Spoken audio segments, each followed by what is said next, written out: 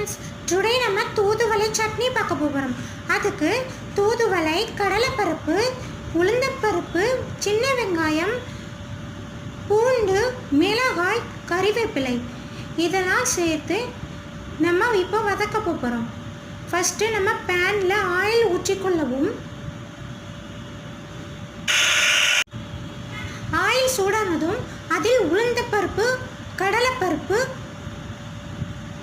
புளி, மிளகாய், வெங்காயம், பூண்டு இதையெல்லாம் சேர்த்து கொஞ்சம் நல்லா வதக்கவும். பின்னர் அதே பேனில் தூதுவளையும் போட்டு வதக்கவும். தூதுவளை நன்றாக வதங்கிய பிறகு அதையெல்லாம் சேர்த்து மிக்ஸி கப்பில் சேர்க்கவும். பின்னர் அதனுடன் சிறிதளவு உப்பு சேர்த்து சூடு ஆறிய பின் அதை அரைத்து எடுக்கவும். பின்னர் தாளிக்கவும்.